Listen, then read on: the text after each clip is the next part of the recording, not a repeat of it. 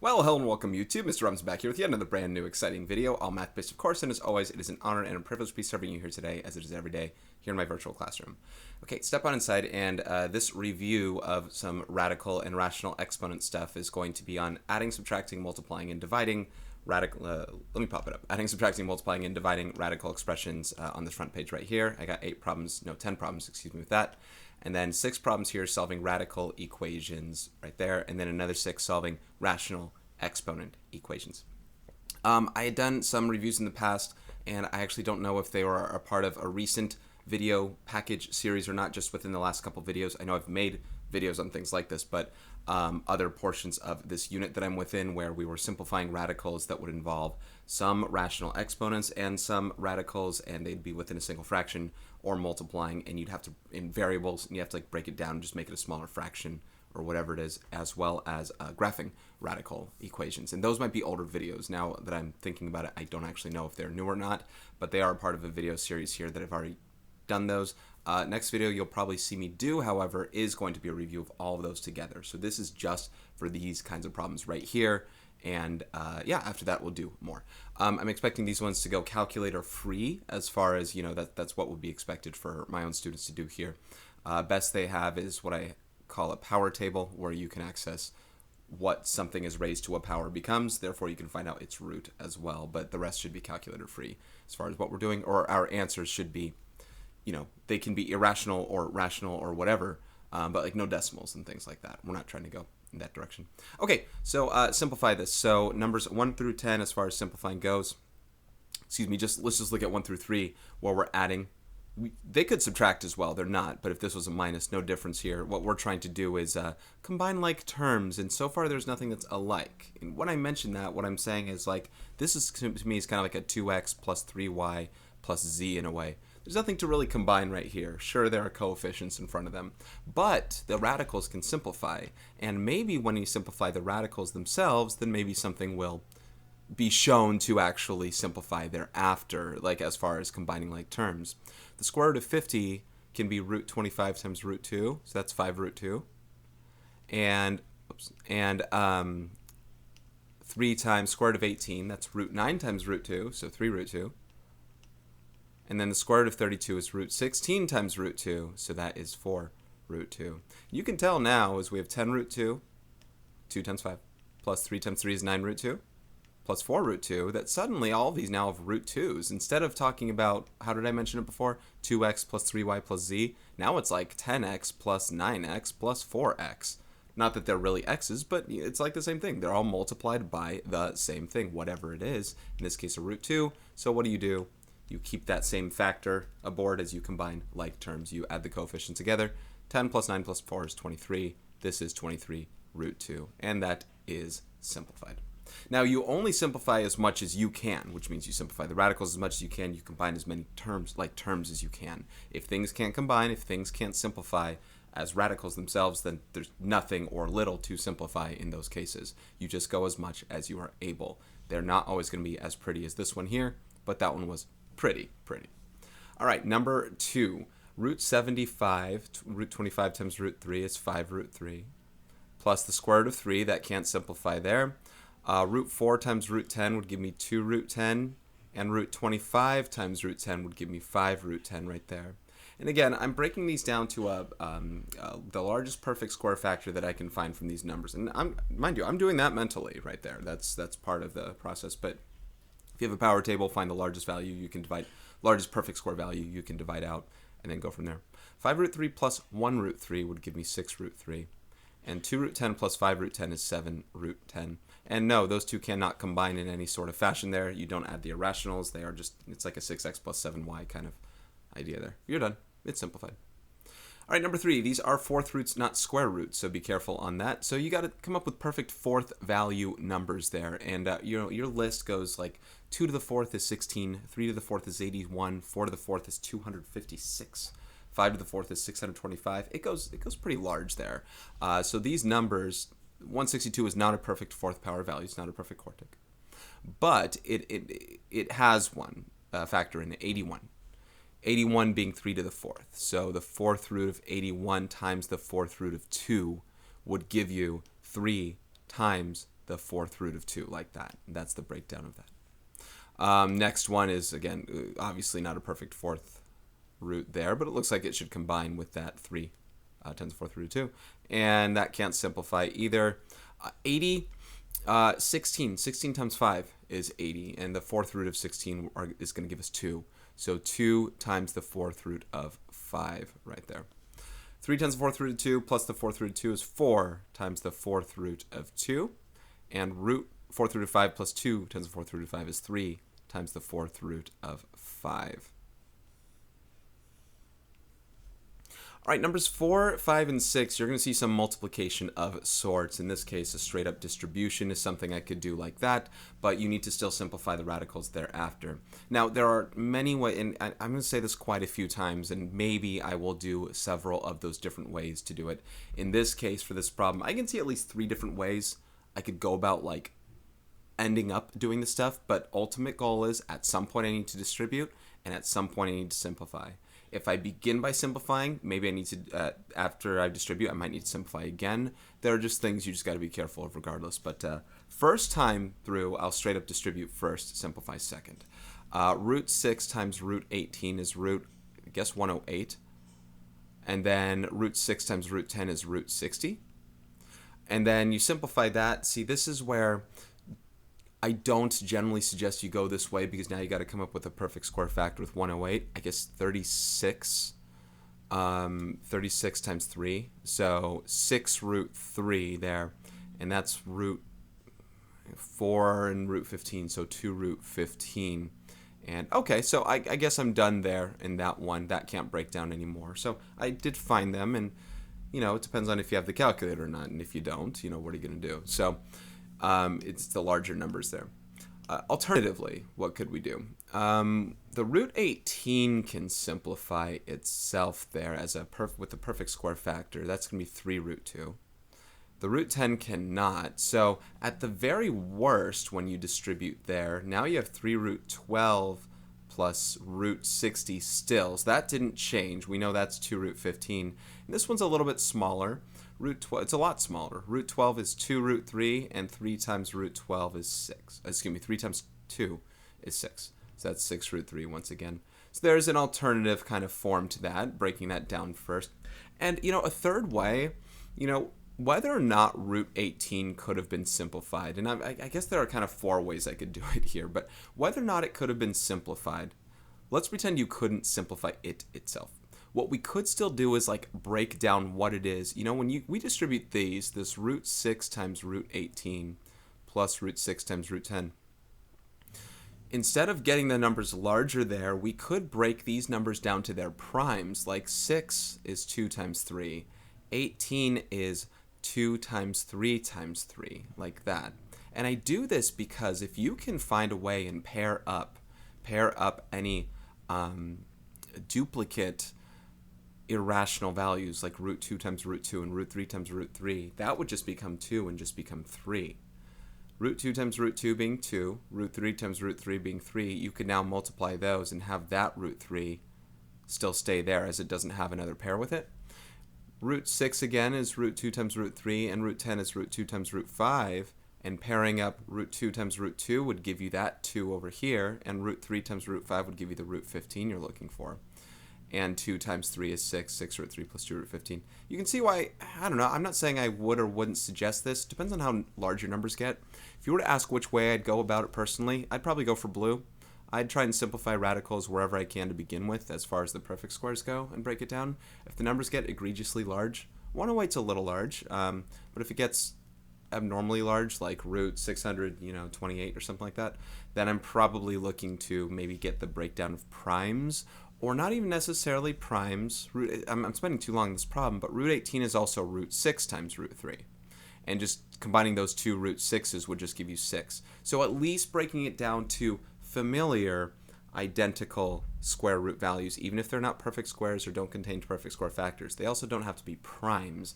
I'm just saying if you break it down there, you kind of foolproof yourself into what it is you're getting for an answer. There's a lot of different ways to do that problem, guys. I mean, listen, this is a solution guide, and you want to find your best approach, and that is among them.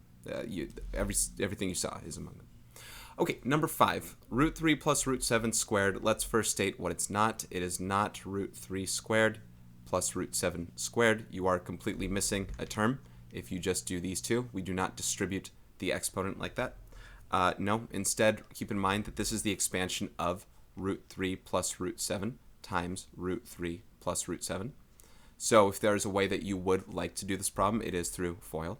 Yeah, root 3 times root 3, root 3 times root 7, root 7 times root 3, and root 7 times root 7. Combine like terms, 3 plus 7 is 10, root 21 plus root 21 is 2 root 21, and that cannot simplify the root 21, so you're good there. Alternatively, and my preferred approach that you'd probably see me do here on out, if we have any other problem like it, is literally as you square something here, oh, why am I arrow thing? Sorry. As you square something here, you have, it's not just root 3 squared and root 7 squared, though they're a part of it. You do square root 3, you do square root 7, and you do double root 3 times root 7. I mean, it's literally what you're seeing from this. That is the shortcut in and of itself. Root 21 adds with root 21. Again, over speaking on the matter there because it's something I've stated time and again. It doesn't just apply to irrational values. A squared plus 2ab plus b squared, perfect square trinomial. All right, number 6, not quite a perfect square trinomial, pretty close to it, but this one I would probably straight up FOIL because of the fact it's a binomial times a binomial. So we have root 3 times root 3 is once again 3.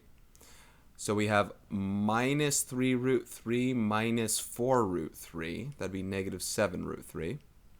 And then negative 4 times negative 3 is 12. 3 plus 12 is 15, and I'll get 15 minus 7 root 3 like that. All right, the last 4 problems on this page are fractions. I did say dividing, but we're not really dividing. It's not like I'm doing long division, synthetic division, and he's not really doing division.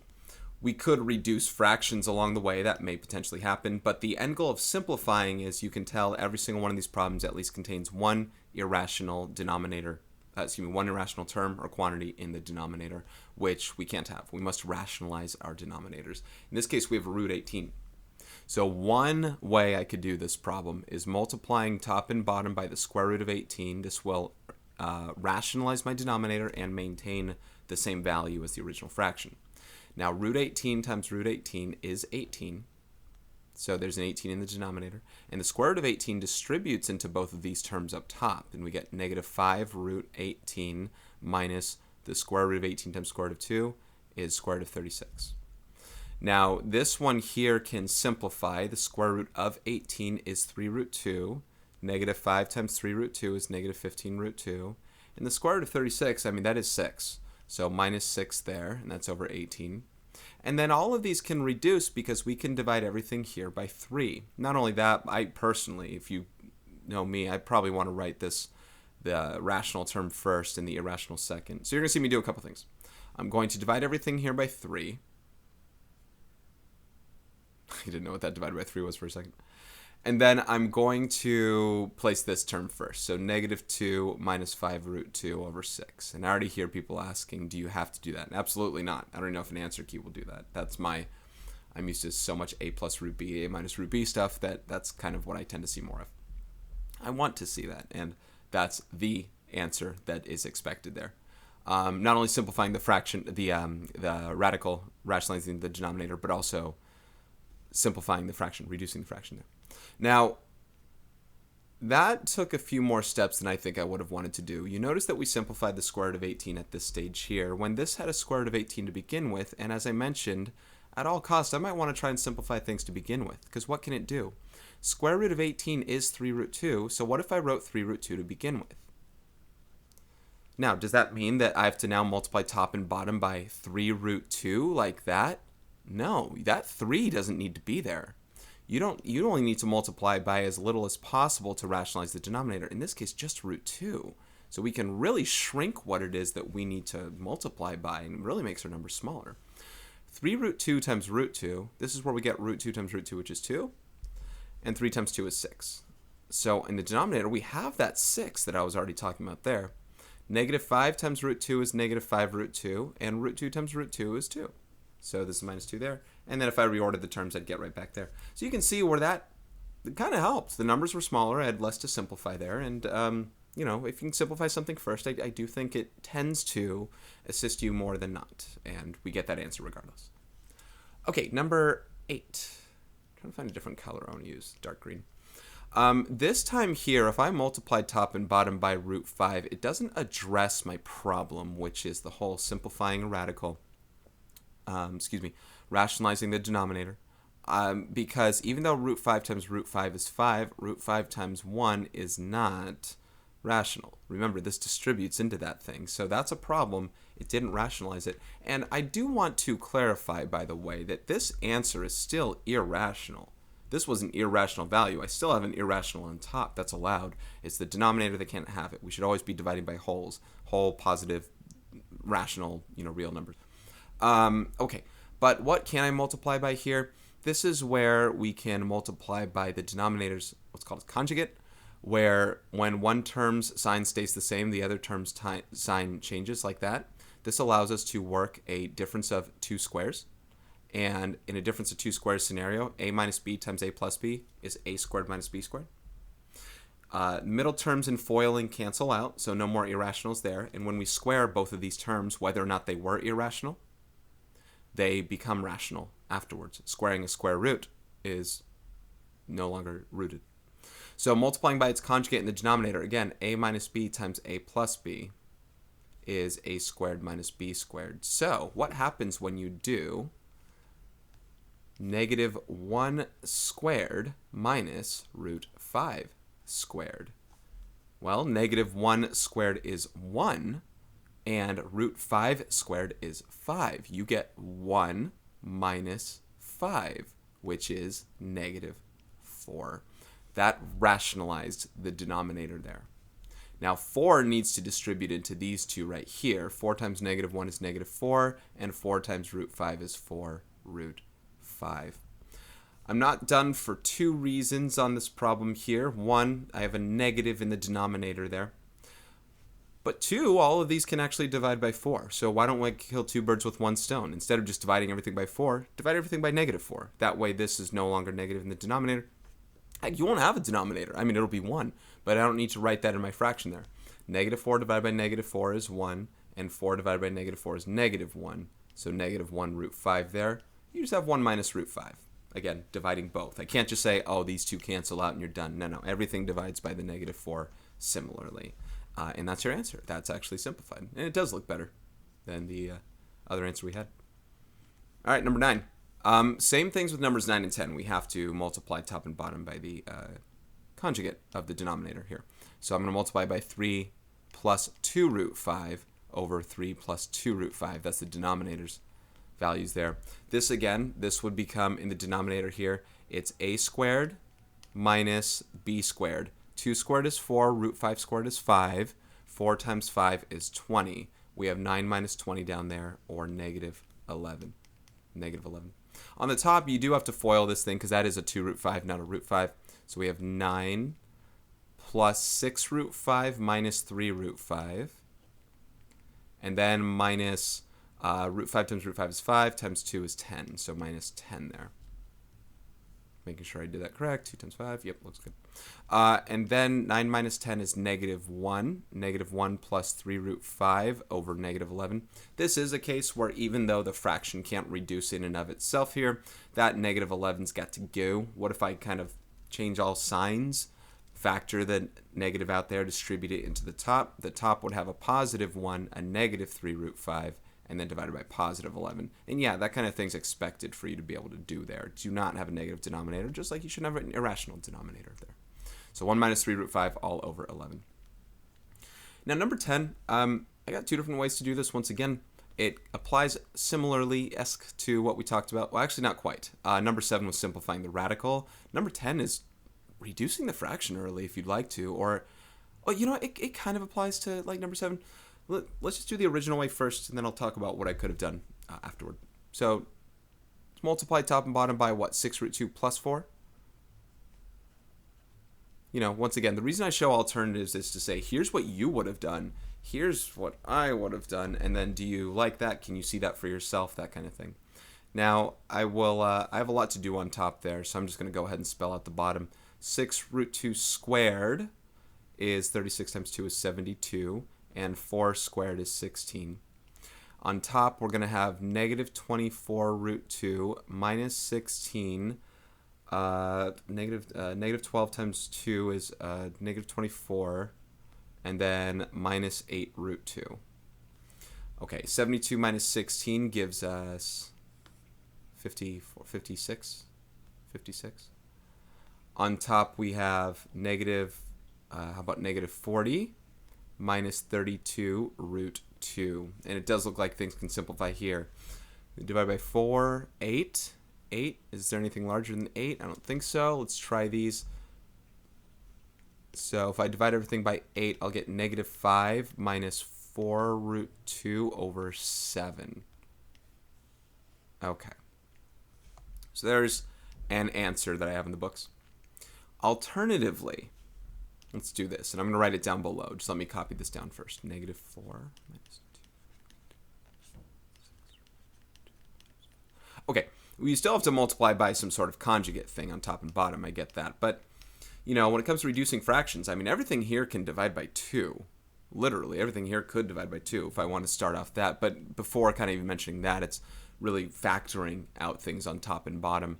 On top, in fact, heck, I could factor, well, I'll just factor a 2 out. If I factor a 2 out of there, I get negative 2 minus root 2. And if I factor a 2 out from bottom, I also, here I get 3 root 2 minus 2. So the 2 over 2 is gone, and I have a much smaller fraction to deal with there when it comes to, you know, what I'm doing. So now I can multiply top and bottom by a smaller conjugate, and everything on top is also smaller alongside everything on bottom. So 3 root 2 plus 2 and such. And let's see how that kind of makes things a little bit better for us with our numbers. So on bottom, we're going to get 9 times 2 is 18 minus 4 there. And on top, I'm going to get negative 6 root 2. I guess they didn't clean up. There's still something I'm going to have to reduce. Minus 4 minus 6 minus 2 root 2. So that'll be negative 10 minus 8 root 2. And again, I was foiling here. I was first outside, inside last, if you're curious what I did. Over 14, and if I can divide all this by 2, and that's negative 5 minus 4 root 2 over 7, which I believe is what we got the first time. It better be good. Okay, and that is that front side there, doing all those, simplifying those up. So there we go. All right, next sets of problems here. We are going to solve each equation here. Remember to check for extraneous solutions. Our goal, besides solving for x, our mini objective first is to make sure your radical term is, your quantity is isolated on its own side of the equation. So when I square both sides to start solving for x there, I don't leave myself with other irrational quantities and terms that I shouldn't have had. If I take it right now and square both sides right from here, 8 squared is 64. And the square root of that squared is just that thing, so 4 minus 10x. I can subtract 4 from both sides there, and then divide both sides by negative 10, and I'll get negative 6 for x. We've got to double check and make sure that thing works. I'll tell you right now it will. There's no x outside of your radical, and that left side is positive, but let's double check it. 8 equals the square root of 4 minus 10 times negative 6, so that's plus 60. 8 equals root 64. 8 is 8. We're all good to go there. I'm not going to physically do this each time. I might say mentally, out loud, what it is that I'm actually processing for computing it, but that's the double check that we're trying to see. Does the left side equal the right side? If it doesn't, we coin that term extraneous, or maybe you did some wrong math. I'm not sure. This next one here, before I square both sides, I am going to have to subtract that 2 over, at least if it comes to completing my objective of canceling out the radical. So I'm going to subtract 2 from both sides to get 4. Now I can go ahead and square both sides, and it's very much like the previous problem that you just had. So 16 equals 9x minus 2. And then add 2 and divide by 9. Once again, double checking here, 9 times 2, just do the top. 9 times 2 is 18, minus 2 is 16. Square root of that is 4. 4 plus 2 is 6. Checks out. Number 13. These radicals are both isolated on their own side of the equation. That's perfect for squaring. Let's do that right now. Square both sides. I get 2x minus 17 equals x over 9. Now, if they were on the same side of the equation, if I had root 2x minus 17 minus, x plus 9 equals 0. If I subtracted that over, squaring both sides does not get you what you want to achieve there, at least not in the proper way. You'd be doing incorrect math if you decided to say that this was something and you move it over, whatever. So don't be doing that. That's not what we do there. Okay. Multiply both sides by 9. This is, it's a fraction. I mean, you know, I want to get rid of the fraction now, just like I wanted to get rid of the radical. So multiply both sides by 9, and I will get 18x minus, I don't know, 153 equals x. I hope I'm doing this right. Subtract x, add 153. And 153 over 17. 9. Because 170 is 10 times that, so x equals 9. All right, let's double check it. 18 minus 17 is 1. Square root of that is 1. 9 over 9 is 1. Square root of that is 1. 1 equals 1. We are good. So far, no extraneous solutions. We'll see if we have any. All right, number 14. The radical is isolated here. We do want to square both sides right now. However, just as I mentioned about before with squaring both sides, squaring a binomial here, it's a perfect square trinomial as a result. Square root of x squared is x, but this guy is not just x squared minus 4 or x squared plus 4. It's x squared minus 4x plus 4, like that. If I subtract x over, I'll have x squared minus 5x plus 4. And on the other side of the equation, we'll have 0. This is factorable to x minus 4 times x minus 1. This is solving a quadratic here. And then if x minus 4 equals 0, then x would equal 4. If x minus 1 equals 0, x would equal 1. Now, let's check on extraneous solutions here. Square root of 4 is 2, and 4 minus 2 is 2, so 4 checks out. Square root of 1 is 1, and 1 minus 2 is negative 1. So that would say 1 equals negative 1, which of course isn't true. So x equals 1 doesn't work. That is an extraneous solution. It is a solution that came to be that did not initially exist. So there we go. X equals 4 is the only solution to that one. Okay, 2 more here. Radical is not isolated this time. Let's go ahead and get it by itself by adding x over. We'll have x minus 3 equals the square root of 9x minus 27. Square both sides just like the previous problem you saw. Square it, square it. Now this will be x squared minus 6x plus 9. And on this side, we have 9x minus 27. If I subtract 9x over, I'll get negative 15x. If I add 27 over, I'll get 36. And that can factor to x minus 12 times x minus 3.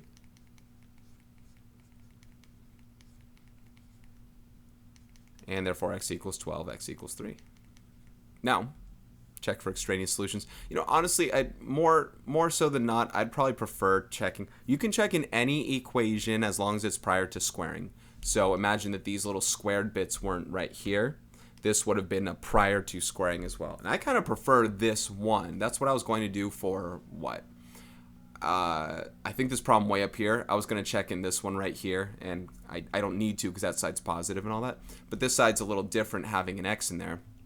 You know, I'd want to check right there. I'll keep the squareds up there, but I'm going to see what's just in black.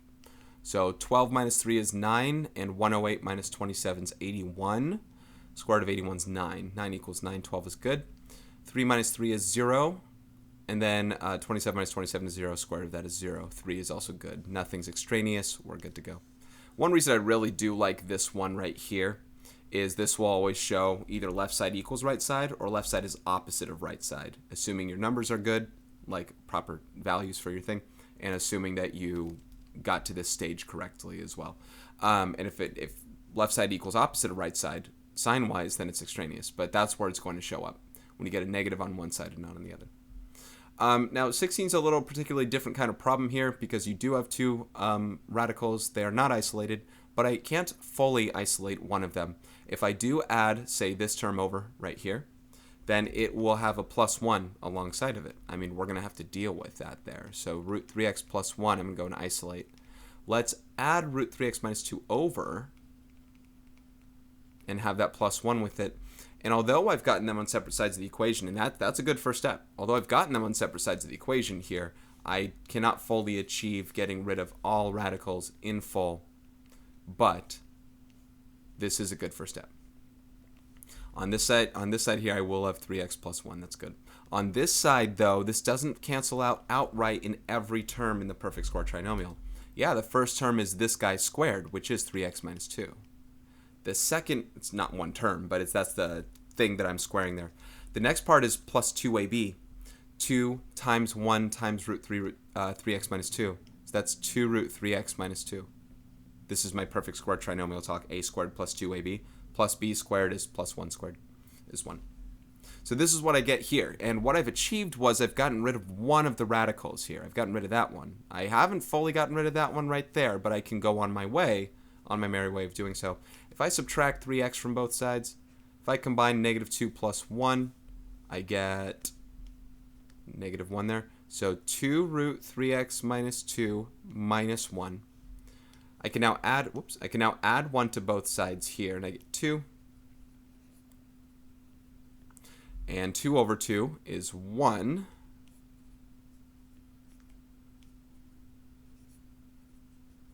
Excuse me. Now I can square both sides right here.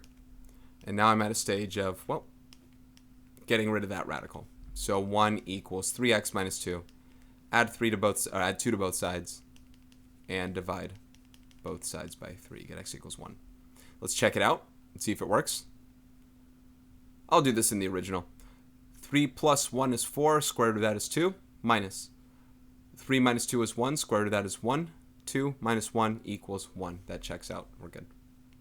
Now, if it didn't work out and it was extraneous, that would be the only solution there that's extraneous. We'd say no solution. Was there only one extraneous answer here? Man, I wish there were some more. It's worth testing. You got to test them. Not it's worth testing. You have to. All right, last 6 problems right here. Solve each equation. These are kind of like the previous problems you just did, only now you're not just squaring values. And it's like the previous problems because to the 4/3 power means you're taking the cube root of this to the 4th. The cube root of x to the 4th. Cube root means we'd have to cube both sides at some point. So I do want to raise this thing to the 3rd power. But I also want to cancel out the 4 as well. And the way I do that is I got to take the 4th root of something to the 4th. So raise it to the 3/4 power. That is the reciprocal of that. What happens is 4/3 is going to multiply with 3/4 power to a power. Exponents multiply. 4/3 times 3/4 is 1. And you're left with just x. On this side right here, you have the 4th root of 81 cubed. Meaning I want to take the 4th root of 81 first and cube it second. But not only that, we're also taking the 4th root of both sides with a variable. When an unknown number is raised to the 4th power, an even power right there, then it turns it positive, even if it was negative. We don't know whether this x is negative or positive to begin with. 4th root of 81 cubed. Was it negative? Was it positive? We don't know. There's more than one potential answer. So when we take in a 4th root of both sides, a square root of both sides, a 6th root of both sides, when we take an even root of both sides in here, we got to account for the plus or minus aspect of this. And that is because this 4 was an even root. So x equals plus or minus 4th root of 81 cubed. The 4th root of 81 is 3. So we are going to be cubing 3. And cubing a negative number keeps it negative. Cubing a positive number keeps it positive. There will be 2 different answers, plus or minus 27. They are not asking us to check for extraneous solutions right here. They will not be extraneous as far as there are no x's outside of our rational exponent quantity. And the other side value, when it's isolated, will always be a positive number or 0 at worst. No negative numbers there. I'm not asking for you to check for those ones. We could, but we're not going to do that.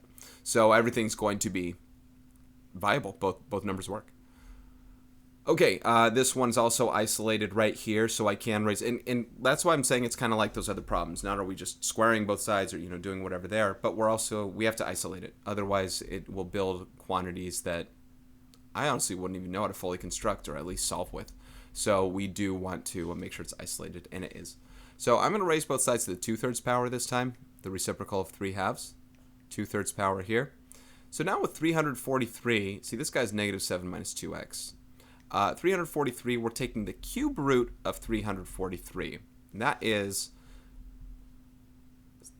it the Netherlands score or something? Yeah. Okay. Cube root of 343 is 7. and we are going to be squaring 7 now, and that's 49. Now this one's not a plus or minus case here. The original thing right here is being raised to the third power. So if the number was, so that number has to be positive because we're cubing it and then taking its square root and getting 343 out from it. So we'd have to take the square root of a positive number there and cubing. I'm sorry, I thought I put that on vibrate. We'd have to cubing a positive number keeps a positive. Taking the square root of a positive is positive in that regard there. So it's only 49, not plus or minus. Those other things are kind of more so exceptions. Adding 7 to both sides is 56. And then dividing both sides by -2 is -28, if all fared well right there.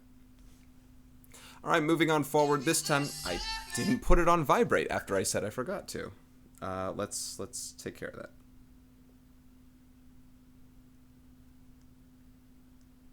Give me 1 second. There we go. That did not put it on vibrate.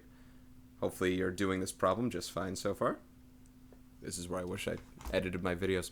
All right, number 19.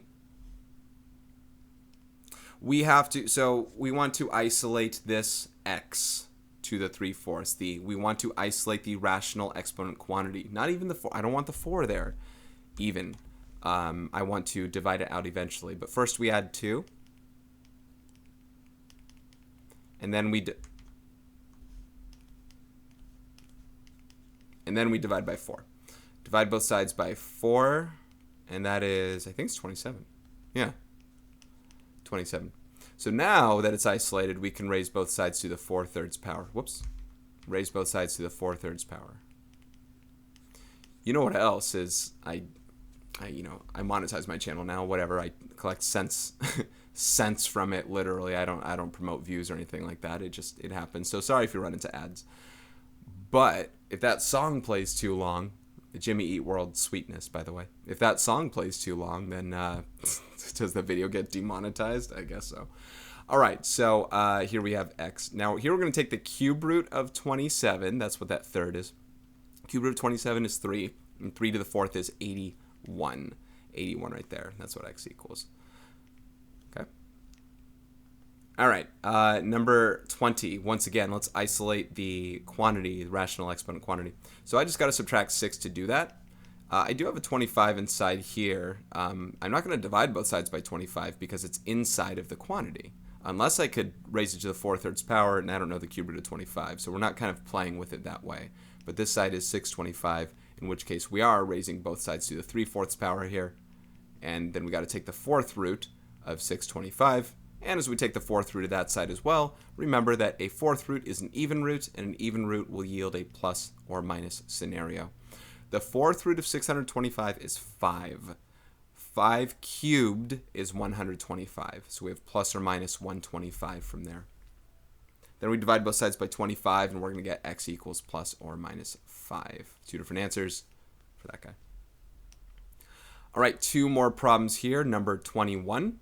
Let's isolate this. So we're going to subtract 1 and divide by 4. So 36 equals 4 times x plus 7 to the 2/3 power. Divide both sides by 4. We get 9 equals x plus 7 to the 2/3 power. Notice we are squaring there. So we're squaring either a negative or a positive. We don't know. When you take the square root of both sides or raise to the 3/2 power, there will be a plus or minus on the other side as we do an even root. I'm going to put the x plus 7 on the left side, though, if you don't mind. That's my OCD kicking in. Square root of 9 is 3. 3 cubed is 27. So we will get plus or minus that. Again, it's not 9 times 3/2. It's 9 to the 3/2 power. Cubing 9, taking the square root, or vice versa. Subtract 7 over. So now in this case here, this is -7 plus or minus 27. And we're not done. If this was like a root 27, which I guess I would simplify, then I would leave it as such because nothing can combine there. But here we can literally do -7 plus 27. And here we can do -7 minus 27. Split it up and, do your work. -7 plus 27 is 20. -7 minus 27 is -34. 2 solutions, and they're not just plus or minus in the end. We added and subtracted from a number other than 0, so it actually changed the appearance of the result. Okay, last problem here, and Everything's negative. Okay, so on this problem here, we still got to isolate this. Okay, that's a part of it. So we're going to add 1 and divide by -2. Now, in order to add 1, right, adding 1 to both sides, this is going to be -731 over 729. And you could multiply everything by 729 if you wanted to. I'm going to deal with the fraction more so because I'd have to divide by it later anyway because the thing that's multiplying in front. But if I'm going to add 1 to this thing, if I multiply it by 729 over 729, well, then that means that's what I'm doing. I'm going to add 729 over 729. I have a common denominator right there. And that's going to be, let me write this out first. -731 plus 729 is -2. So I'm going to have -2 over 729 equals -2 times -1 minus 41x to the -3/2 power. Okay, now I'm going to divide both sides by -2, right? I got to isolate this thing here. So how do you divide a fraction by something? Well, you multiply by its reciprocal. Dividing both sides by -2 is multiplying by -1/2. So I'm multiplying both sides by -1/2. Negative times a negative is a positive, and 2 divided by 2 is 1, and you're left with positive 1 over 729. So 1 over 729 equals this guy. Still a fraction, still kind of a hiccup there, but not much longer. Is this our first negative exponent we're dealing with? I think so. If I raise both sides to the -1st power, then I'll deal with part of it. See, I don't want to, I could raise both sides to the -2/3 power and be completely done with my rational exponent. But let's do one step at a time. Maybe you won't know what to do if you raise 1 over 729 to the -2/3 power. So let's do one step at a time here. -3/2 times -1 is +3/2. If I turn this guy here into to the +3/2 power, then maybe you'll feel a little more comfortable with what you're going to do, like every previous problem you did. What happens when you raise a fraction to a negative exponent? Fraction flips. It would raise to the positive exponent of this, but -1st power means to the 1st power. This is just 729. 729 over 1. Now this looks more like another problem that we had. This is a longer problem, considerably. I will raise both sides to the 2/3 power here. And this is the last problem on this, by the way. To the 2/3 power here. So now I have -1 minus 41x. And on this side, we got to take the cube root of 729, which is 81. No, excuse me, which is 9. 9 squared is 81. Add 1 and divide by -41 here. So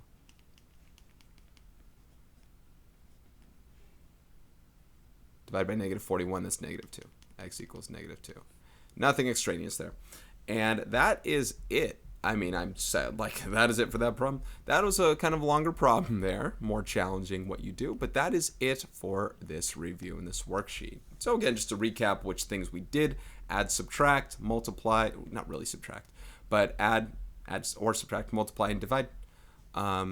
Square root functions, there's a 4th root in there. Solve square root equations right there, check for extraneous solutions, and solve rational exponent equations right here. Nothing extraneous to be had. Be careful of those plus or minuses, possible 2 solutions.